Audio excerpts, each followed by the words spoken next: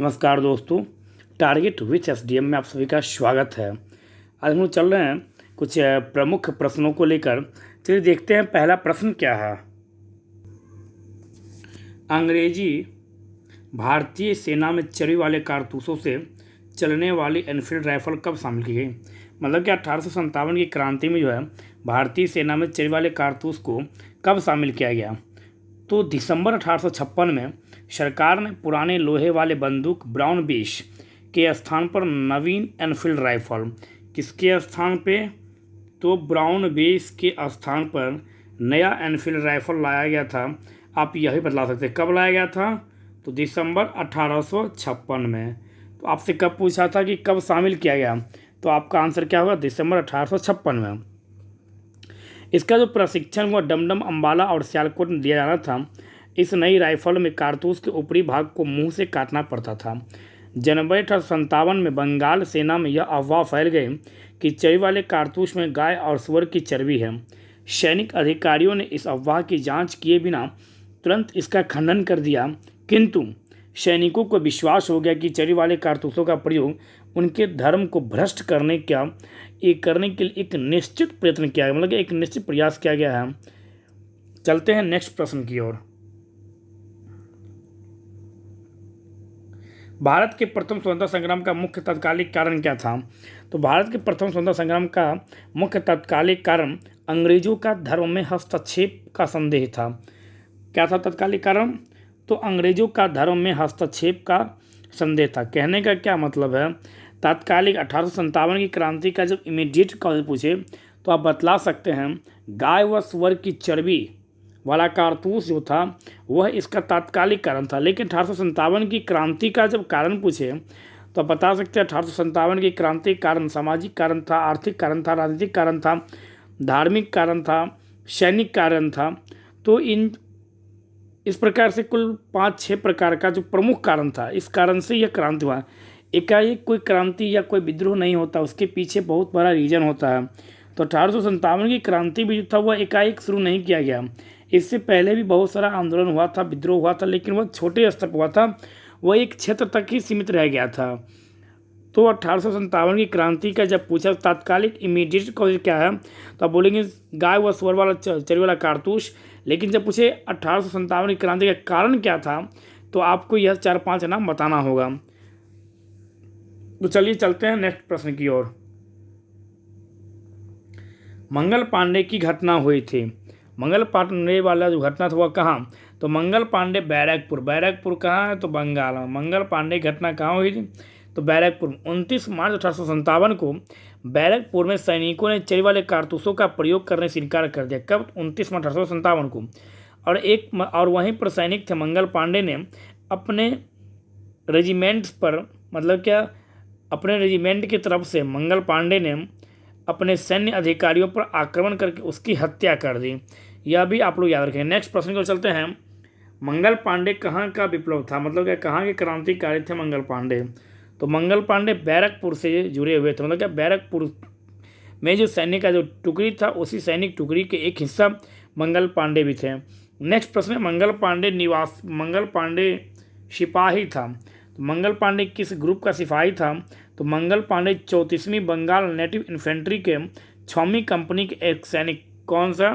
तो 34वीं native infantry के मंगल पांडे सिपाही थे।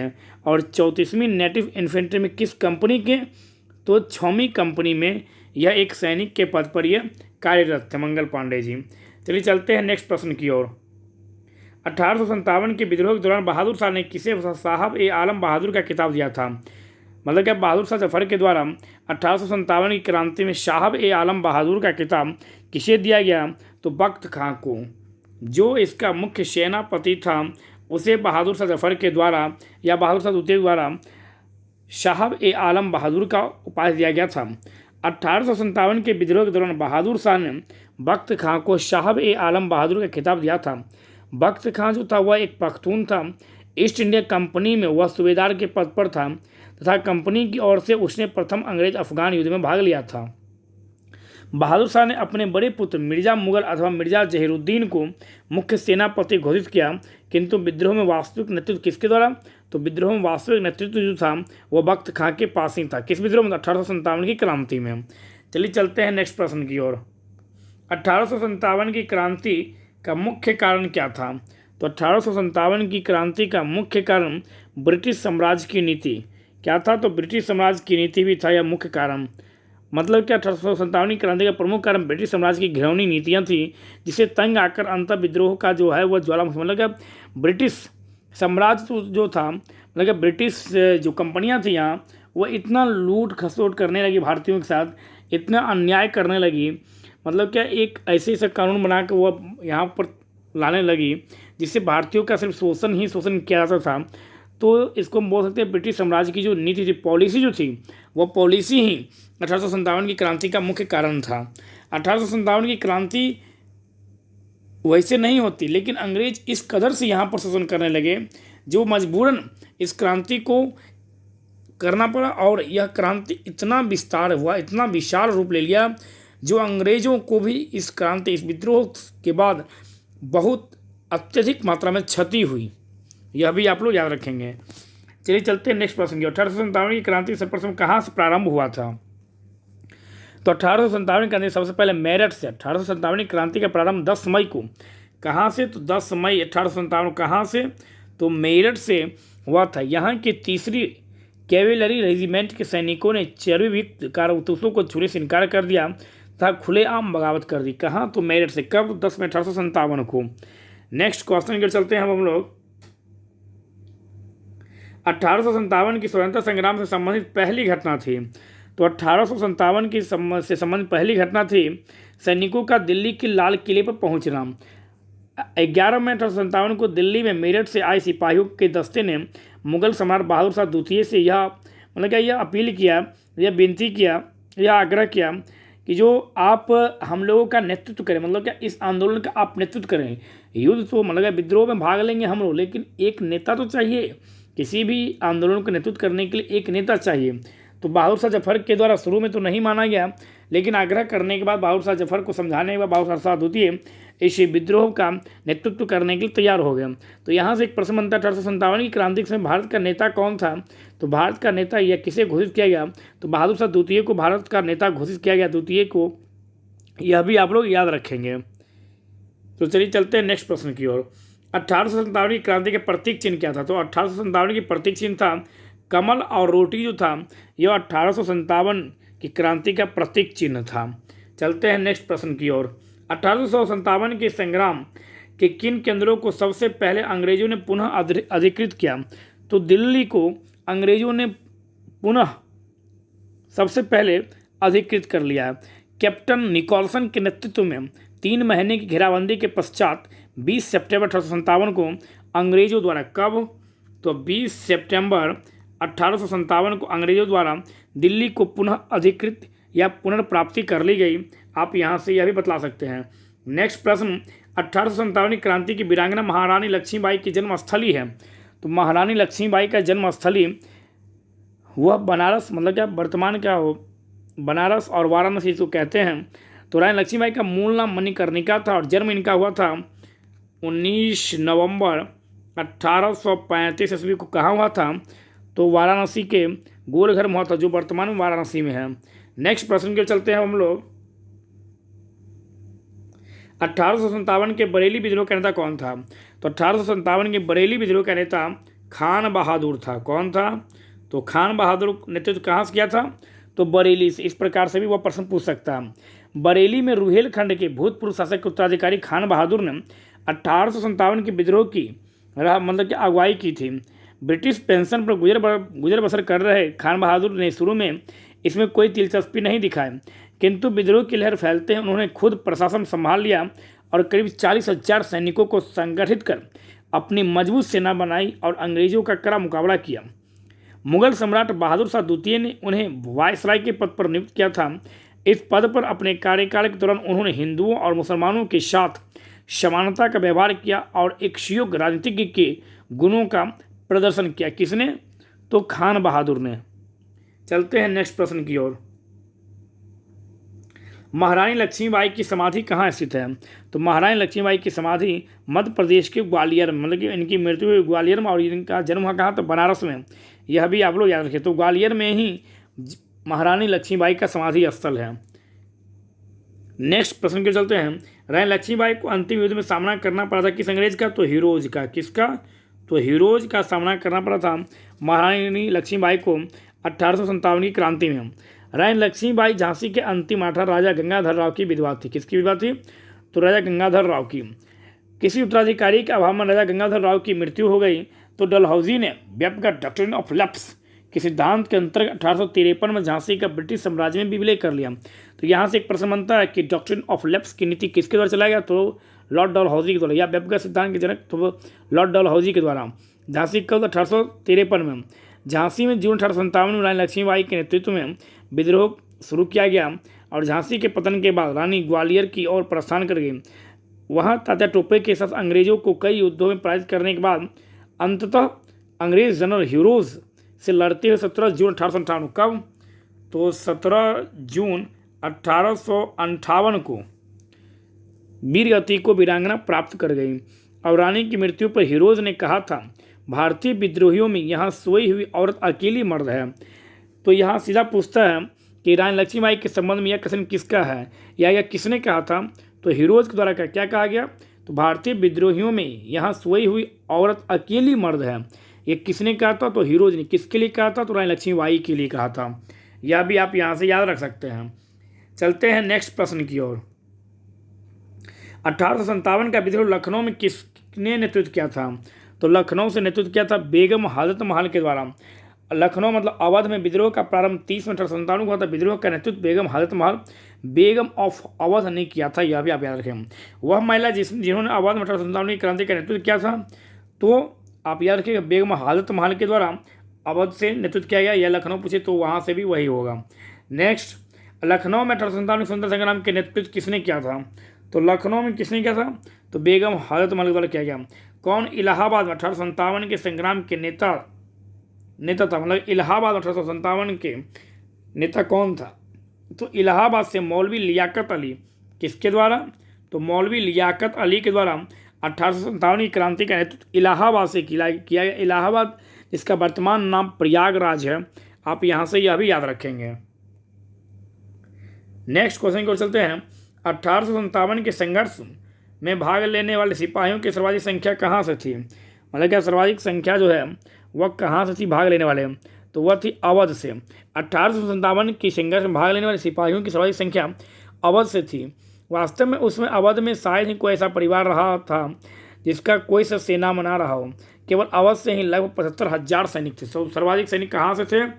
तो अवध से। कितने? लगभग 75,000 सैनिक थे अवध से। नाना साहब का कमांडर इन चीफ कौन था? तो नाना साहब का commander in chief Tatya Tope. Kanpur में 5 जून 1857 को नाना साहब को पेशवा मानकर स्वतंत्रता की घोषणा की गई। नाना साहब का सेनापति commander in chief Tatya Tope से नाना साहब को बहुत सहायता मिली थी। आप यहाँ से यह भी याद रखेंगे। नेक्स्ट, अजीमुल्लाह खां सलाहकार। मतलब अजीमुल्लाह खां किसके सलाहकार थे? तो अजीमुल्लाह खां नाना साहब के किसके सलाहकार थे? तो अजीमुल्लाह खां नाना साहब के सलाहकार थे। आप यहाँ से यह भी याद रखेंगे। नेक्स्ट प्रश्न को चलते हैं। 1857 के विद्रोह में किसी उसके मित्र ने धोखा दिया तथा जिसे अंग्रेजों द्वारा बंदी बनाकर मार दिया गया। तो तात्या टोपे को किसे धोखा दिया गया? तात्या टोपे को उनके मित्र के द्वारा ही धोखा दिया गया था। तात्या टोपे 1814 1859 को रामचंद्र पांडु, मतलब कि तात्या टोपे को रामचंद्र पांडुरंग के नाम से भी जाना जाता है। 1857 के विद्रोह के प्रमुख नेता थे कौन? तात्या टोपे। यह भी याद रखेंगे। और इनका जन्म महाराष्ट्र के एक गांव येओला गांव में हुआ था। ये अपने पिता पांडुरंग राव टोपे के साथ बिठूर आ गए, जहाँ वे पेशवा के तक पुत्र नाना धोंधो पंत, इन्हें मतलब कि नाना साहब का मूल नाम क्या था? तो धोंधो पंत, याद रखिएगा। महाराजा माधव सिंह जी के मित्र बन गए। और 1851 में जब डलहौजी ने नाना साहब को उसके पिता के पेंशन से वंचित कर दिया, उधर तात्या टोपे पहले से ही ब्रिटिशों के अपना शत्रु मान चुके थे। दोनों ने मिलकर कानपुर में ईस्ट इंडिया कंपनी के भारतीय टुकड़ियों को जीतकर नाना साहब के आधिपत्य को स्थापित किया और तात्या स्वयं सेना के कमांडर इन चीफ बन गए। नाना साहब से अलग होने के बाद तात्या टोपे अपना मुख्यालय कालपी ले गए और रानी लक्ष्मीबाई से हाथ मिलाया। दोनों ने मिलकर बुंदेलखंड क्षेत्र में विद्रोह का नेतृत्व किया। जनरल हीरोज ने ग्वालियर के उस ऐतिहासिक युद्ध में रानी लक्ष्मीबाई को हराया, जिसमें रानी लक्ष्मीबाई वीर गति को प्राप्त कर गई। तो 1857 की क्रांति में किसका, तो याद रखिएगा, रामचंद्र पांडुरंग किसका वास्तविक नाम था? तो तात्या टोपे का वास्तविक नाम रामचंद्र पांडुरंग था। आप यहाँ से यह भी याद रखेंगे। चलते हैं नेक्स्ट प्रश्न की ओर। कुंवर सिंह 1857 के विद्रोह के प्रमुख नायक थे, वह कहाँ से नेतृत्व कर रहे थे? तो वह बिहार से नेतृत्व कर रहे थे। बिहार में कहाँ से जब पूछे तो वह बिहार के जगदीशपुर से वह नेतृत्व कर रहे थे। आप यहाँ से यह भी बतला सकते हैं। 1857 में जगदीशपुर में विद्रोह की अगुवाई करने वाले कुंवर सिंह बिहार के तत्कालीन शाहाबाद जिले, वर्तमान भोजपुर जिले के जगदीशपुर के से संबंधित थे। प्रकृति ने उन्हें अदम्य शौर्य, वीरता और सेनानायक के आदर्श गुणों से मतलब क्या सज्जित किया हुआ था। इसी कारण से उन्हें सही रूप में विद्रोह के दौरान बिहार का सिंह माना जाता है। बिहार का सिंह किसे? तो वीर कुंवर सिंह कहा जाता है। उन्होंने शाहाबाद एवं आरा क्षेत्र में, कहाँ से? आरा क्षेत्र में अंग्रेजों की सत्ता का तख्ता पलट कर दिया और अपनी सरकार स्थापित कर दी। यह भी आप यहाँ से याद रखेंगे। यहाँ से प्रश्न बन सकता है कि कुंवर सिंह अंग्रेजों के खिलाफ 1857 के विद्रोह में किस जगह शामिल हुए थे? तो आप बता सकते हैं आरा। इसी प्रश्न को वह कई प्रकार से घुमा के वह पूछ सकता है। यहाँ से यह भी पूछ सकता है कि 1857 की क्रांति के दौरान बिहार में क्रांतिकारियों का नेता कौन था? तो वीर कुंवर सिंह। आप यहाँ से, या बाबू कुंवर सिंह। यहाँ से ऐसे पूछ सकता है कि बिहार में 1857 के विद्रोह का नेतृत्व किसने किया था? तो बाबू कुंवर सिंह।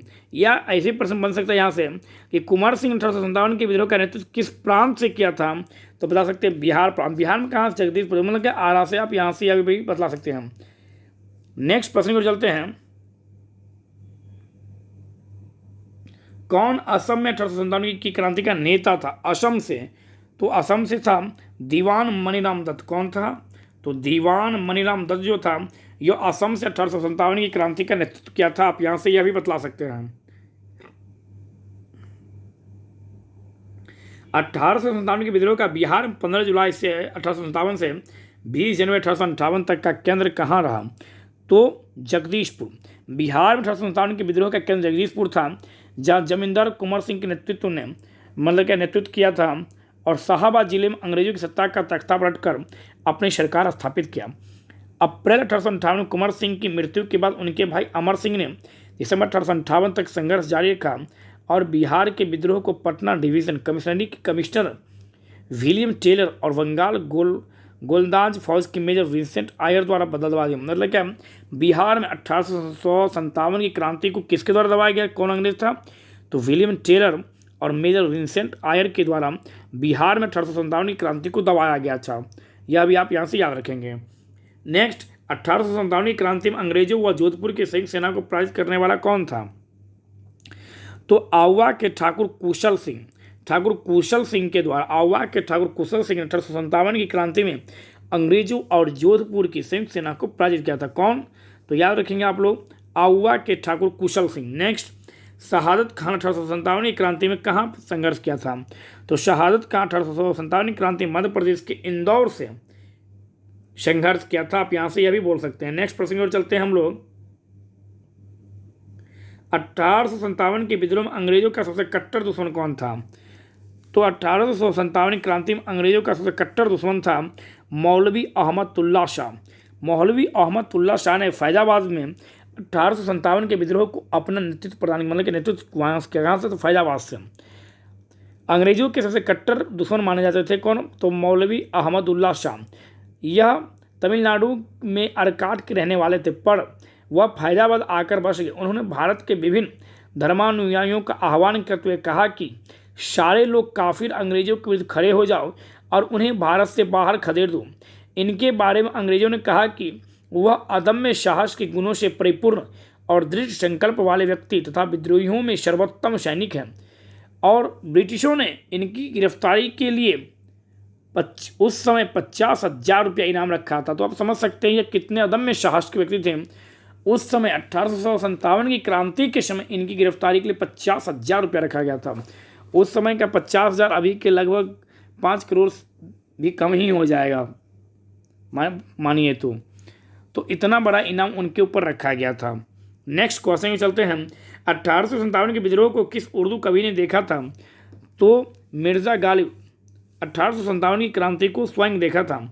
सुप्रसिद्ध उर्दू शायर मिर्ज़ा गालिब का मूल निवास कहाँ था? तो मिर्ज़ा गालिब का जन्म 27 दिसंबर 1797। कब? तो 27 दिसंबर 1797 आगरा में हुआ था और मृत्यु 15 फरवरी 1869 को दिल्ली में हुई थी। किसका? तो मिर्ज़ा गालिब का। आप यहाँ से यह याद रखेंगे। नेक्स्ट प्रश्न की ओर चलते हैं। 1857 के स्वतंत्रता संग्राम में किस राजवंश ने अंग्रेजों की सर्वाधिक सहायता की थी? तो 1857 की क्रांति में ग्वालियर के सिंधिया किसके द्वारा? तो ग्वालियर के सिंधिया राजवंश ने अंग्रेजों की सर्वाधिक सहायता की। यूरोपीय इतिहासकारों ने ग्वालियर के मंत्री सर दिनकर राव और हैदराबाद के मंत्री सालार जंग के राजभक्ति की बहुत सराहना की और संकट के समय कैनिंग ने कहा था, यदि सिंधिया भी विद्रोह में सम्मिलित हो जाए तो मुझे कल ही बिस्तर गोल करना होगा। मतलब क्या, यदि सिंधिया भी इस आंदोलन में शामिल हो जाए तो मुझे, मतलब क्या, हम अंग्रेजों को कल ही बिस्तर गोल, मतलब क्या, हमें यहाँ से तुरंत भाग जाना होगा। यह भी डर सता रहा था यदि सिंधिया पार्टिसिपेट कर देता तब। चलते हैं नेक्स्ट प्रश्न की ओर। भारत में शिक्षित मध्यम वर्ग ने क्या किया? तो भारत में शिक्षित मध्यम वर्ग जो है वह 1857 के विद्रोह से तटस्थता बनाए रखी।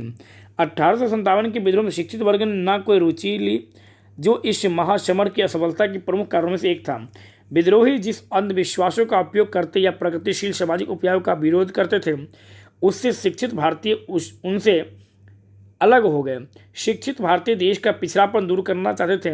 उनके मन में यह गलत विश्वास भरा था कि अंग्रेज आधुनिकीकरण का यह काम पूरा करने में उनकी सहायता करेंगे, जबकि जमींदारों, पुराने शासकों और सरदारों तथा दूसरे सामंती तत्वों के नेतृत्व में लड़ने वाले विद्रोही देश को पीछे ले जाएंगे।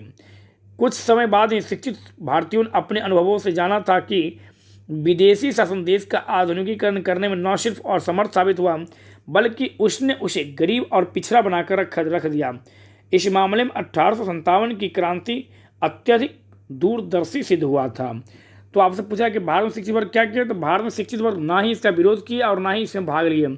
मतलब क्या, इस विद्रोह से तटस्थता बना कर रखे थे। नेक्स्ट क्वेश्चन में चलते हैं।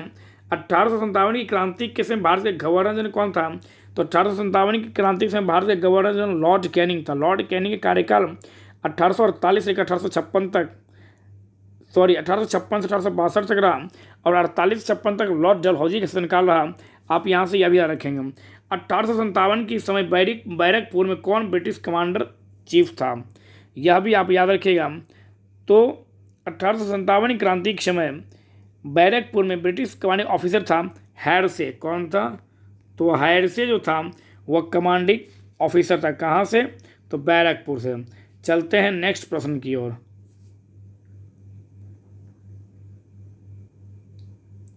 1857 क्रांति के ब्रिटिश प्रधानमंत्री कौन था? मतलब 1857 की क्रांति के समय ब्रिटेन का प्राइम मिनिस्टर कौन था? तो पामर्स्टन। जिस समय भारत में 1857 की क्रांति हुई उस समय ब्रिटेन में विस्काउंट पामर्स्टन, हेनरी जॉन टेम्पल तृतीय विस्काउंट पामर्स्टन ब्रिटेन का प्राइम मिनिस्टर था। उनका कार्यकाल 1855, 1858 तथा 1859, 1865 तक था। यह आप लोग याद रखिए। किसका? तो पामर्स्टन का। चलते हैं नेक्स्ट प्रश्न की ओर।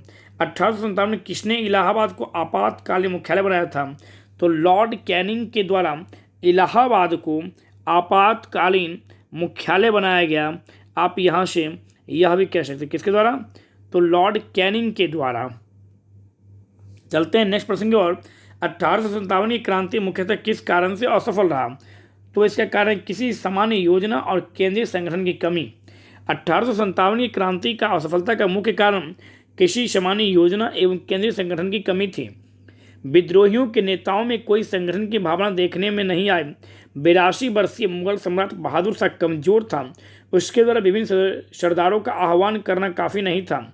साथ ही विद्रोहियों ने वीरता तो दिखाई और सरकार का विनाश करने पर वे तुले हुए भी थे, किंतु ऐसा करने के लिए उनके पास किसी सुनियोजित कार्यक्रम का पूर्ण अभाव था।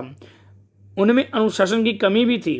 कभी कभी तो वे अनुशासित सेना के बजाय दंगाई भीड़ की तरह व्यवहार करते थे। विदेशी शासन के प्रति एक साझी घृणा को छोड़कर और कोई संबंध सूत्र नेताओं के बीच नहीं था। किसी क्षेत्र विशेष से ब्रिटिश सत्ता को उखाड़ फेंकने के बाद उन्हें पता भी नहीं होता था कि उसकी जगह किस प्रकार की राजनीतिक सत्ता या संस्थाएं स्थापित की जाए। उनके पास एक भविष्योन्मुख कार्यक्रम, सुसंगत विचारधारा, राजनीतिक परिप्रेक्ष्य या भावी समाज और अर्थव्यवस्था के प्रति एक स्पष्ट दृष्टिकोण का अभाव भी था। तो 1857 क्रांति का मुख्यतः कारण क्या था असफल होने का? तो बता सकते हैं सामान्य योजना और केंद्रीय मतलब के आदमी लोगों में सामंजस्य की कमी थी, एकता में कमी थी। चलते हैं नेक्स्ट प्रश्न की ओर। भारतीय स्वाधीनता आंदोलन का सरकारी इतिहासकार कौन था? तो भारतीय स्वाधीनता आंदोलन का सरकारी इतिहासकार S.N. सेन। कौन था? तो S.N. सेन यह सरकारी इतिहासकार थे। नेक्स्ट प्रश्न की ओर चलते हैं। भारतीय भाषा में 1857 के विप्लव मतलब क्या विद्रोह के कारणों पर लिखने वाला प्रथम भारतीय कौन था? तो भारतीय भाषा में 1857 पर, तो याद रखिएगा सैयद अहमद खां जो थे, ये भारतीय भाषा में 1857 के विप्लव के कारणों पर लिखने वाला पहला भारतीय था। कौन? तो सैयद अहमद खां। चलते हैं नेक्स्ट प्रश्न की ओर। 1857 के संग्राम को प्रथम स्वतंत्रता संग्राम का नारा किसने दिया था? तो विनायक दामोदर सावरकर, B.D. सावरकर सर के द्वारा यह कहा गया था। नेक्स्ट, आधुनिक इतिहासकार जिसने 1857 के विद्रोह को स्वतंत्रता की पहली लड़ाई कहा था, तो B.D. सावरकर। B.D. सावरकर अपनी book the Indian war of independence 1857 में 1857 के विद्रोह को सुनियोजित स्वतंत्रता संग्राम की संज्ञा दी। उन्होंने इसे स्वतंत्रता की पहली लड़ाई भी कहा था। किसने? तो B.D. सावरकर, विनायक दामोदर सावरकर के द्वारा। यह आप लोग याद रखिएगा। चलते हैं नेक्स्ट प्रश्न की ओर। आधुनिक इतिहासकार जिसने 1857 के विद्रोह को स्वतंत्रता की पहली लड़ाई कहा था, तो B.D. सावरकर। नेक्स्ट, किसने 1857 के विद्रोह को एक षड्यंत्र की संज्ञा दी? किसने एक षड्यंत्र की संज्ञा दिया था? तो बता सकते हैं सर जेम्स आउट्रम एवं W. टेलर के द्वारा 1857 के विद्रोह को एक षड्यंत्र की संज्ञा दिया गया था। चलते हैं नेक्स्ट प्रश्न की ओर। तथा कथित प्रथम राष्ट्रीय स्वतंत्रता संग्राम न राष्ट्रीय और न ही स्वतंत्रता संग्राम था, यह कथन किसका था? तो यह कथन था R.C. मजूमदार का। R.C. मजूमदार के द्वारा यह कहा गया कि राष्ट्रीय स्वतंत्रता संग्राम न प्रथम था, न राष्ट्रीय और न ही स्वतंत्रता संग्राम था। R.C. मजूमदार ने अपनी पुस्तक the sepoy mutiny and the rebellion of 1857 को स्वतंत्रता रूप से वर्ष 1957 प्रकाशित किया था। R.C. मजूमदार ने ही 1857 के विद्रोह को तथा कथित प्रथम राष्ट्रीय स्वतंत्रता संग्राम न प्रथम, न राष्ट्रीय और न ही स्वतंत्रता संग्राम था, यह कहा था। किसने कहा था? तो R.C. मजूमदार जी। आप यहाँ से यह भी याद रख सकते हैं। तो आज हम लोग 1857 की क्रांति से कुछ प्रमुख प्रश्नों को देखने का प्रयास किए और हम उम्मीद करते हैं कि आप लोग मेरी आंसर देने से पहले इन प्रश्नों को आप लोग बना लेते होंगे। इससे क्या होगा, आपको अपनी तैयारी का पता चलेगा कि आपकी तैयारी किस स्तर तक हो चुकी है। तो आज हम लोग 1857 की क्रांति के कुछ महत्वपूर्ण प्रश्नों को देखने का प्रयास किए। धन्यवाद।